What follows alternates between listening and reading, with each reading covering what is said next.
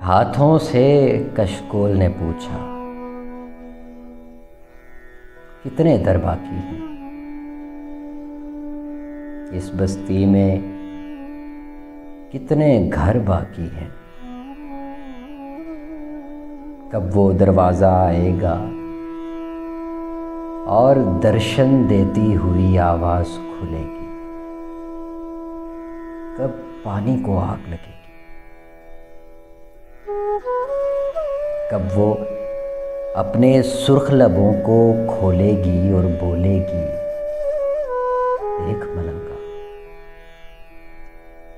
और मलंग की फितरत है, जब यार को देखने लगता है तो हाथों से कशकोल अचानक गिर जाता है, आंखों में आ जाता है। आंखों को कशकोल बनाए, आंखों को कशकोल बनाए, देख मलंगा की आवाज़ को देखने वाला क्या बोलेगा। खामोशी को भीख मिलेगी, उसके माथे के दर्शन से आंखों का कशकोल भरेगा और उन कदमों की खैरात से हुक्म मिलेगा, धरती में कब सैर करोगे। आसमान पर चलने की धुन में तुम यकसर भूल चुके हो। धरती जो कालीन की सूरत बिछी हुई है, इसमें उतरो, पांव धरो और ताज़ा रास्ते आप बनाओ। ये सुनना था और मलंग ने मट्टी की एक दौरी ली। दौरी में कुछ कूटा, रगड़ा और अली का नारा मारा।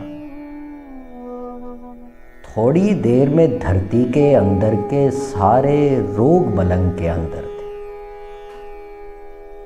और मलंग ने हरियाले नशे की सुर्खी आंख में रखी। कांधे पर वो बोरी लादी जिसमें इसके भेद और भाव रखे थे। सर पर उस पगड़ी को घुमाया जिसमें घूमती दुनिया के बल पड़े हुए थे। कपड़े झाड़े, थोड़े और ज्यादा फाड़े। कपड़े झाड़े, थोड़े और ज्यादा फाड़े। चीख कहीं सीने के अंदर दफनाई और मिसरा गाया।